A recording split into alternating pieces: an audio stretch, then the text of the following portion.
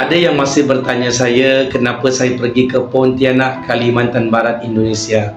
Sebenarnya saya mau menziarahi keluarga angkat saya yang baru saya kenal, iaitu keluarga Hulmaidi atau Maidi ya. Saya kenal Maidi dekat TikTok pada bulan 3 sebelum puasa lagi ya, di mana tangannya kudung.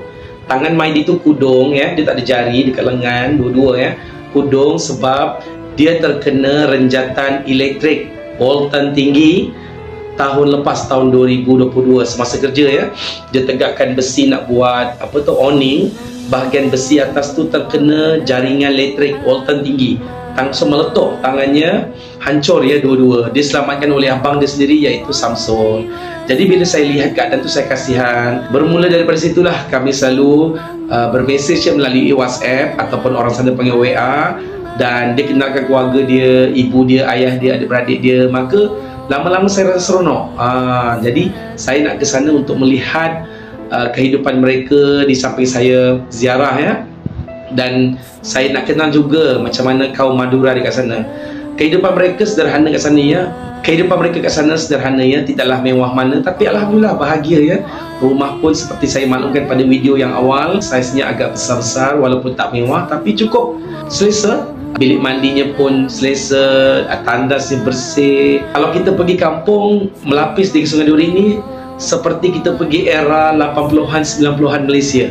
Seronok, penuh dengan kehijauan, jalan tanah merah. Seronok lah, memang seronok dengan suasana kampung dia, malam sejuk. Dan dekat situ tak ada pipe ya. Dia tak ada macam kita kalau kat Malaysia saluran pipe yang boleh pergi ke rumah-rumah kan. Kat sana mereka menggunakan dua sumber air ya. Sumber air minuman mereka dapat daripada air hujan. Mereka tadah air hujan ya, dalam satu tong besar, bukan besar, untuk digunakan untuk aktiviti masakan. Memasak guna air hujan, termasuklah air minuman guna air hujan. Sumber air yang kedua adalah daripada bor ataupun daripada telaga. Mereka gali tanah, daripada air tanah itulah mereka untuk mandi dan aktiviti harian, membasuh baju dan sebagainya. Seronok ya, saya mandi kat sana pagi-pagi, petang, air dia sejuk. Memang sejuk. Kebetulan hampir setiap rumah kat situ ada kolah. Rumah kampung kan ada kolah, dan di tepi kolah ni ada tandas, tak ada cangkuk. Jadi memang selesa lah, seronok sangat. Saya mandi di rumah Mbuk ya, ibu angkat saya, Mbuk Marina. Besar bilik airnya, kolanya pun besar. Kemudian saya mandi kat rumah adik angkat saya Samsul pun sama, semua lebih kurang sama je. Rumah Maidi pun sama.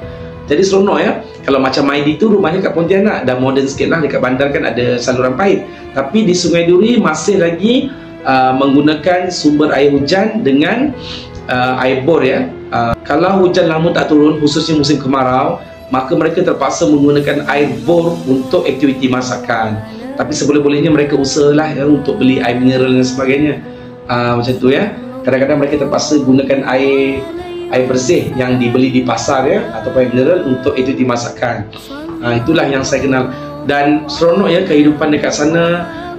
Memang majoriti petani dekat sana ya, mereka mengusahakan pelbagai tanaman.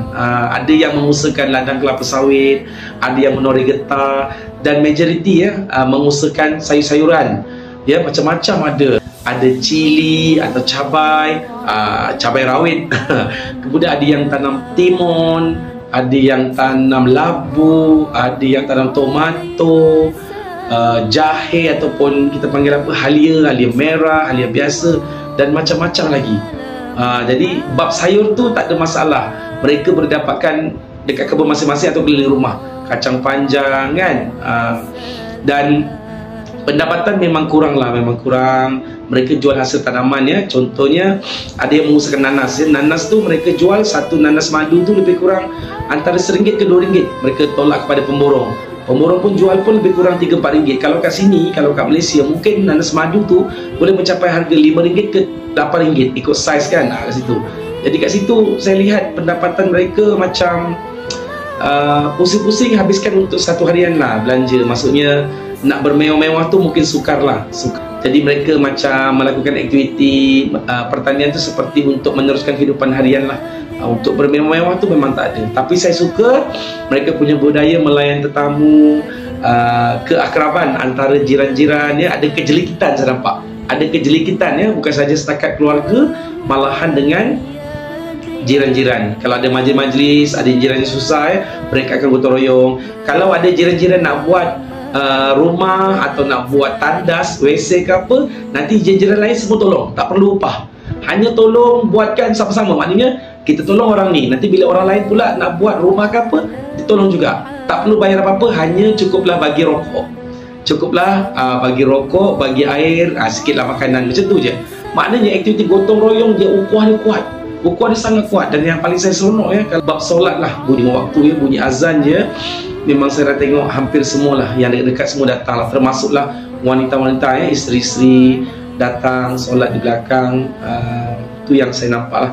So saya sangat bahagia, sangat seronok di Sungai Duri, layanan sangat mantap. Saya rasa 3 hingga 4 hari di Sungai Duri itu sangat cepat, tak cukup. InsyaAllah saya akan datang lagi nanti. Kali ini saya nak bawa isteri saya dengan anak-anak saya untuk menikmati keindahan alam di Sungai Duri, penuh dengan ketenangan, malam dia sejuk, insyaAllah. Terima kasih kepada orang-orang di Sungai Duri. Saya tak sempat nak pusing semua tempat masa tu, dan ramai orang Sungai Duri pesan kat saya, bang, datang rumah kami, datang rumah kami, datang rumah kami. Saya minta maaf disebabkan kesetukan masa, saya tak dapat memenuhi semua undangan. InsyaAllah nanti saya datang, saya cuba lagi. Sebab rumah-rumah keluarga Maidi sendiri pun saya tak dapat pusing semua.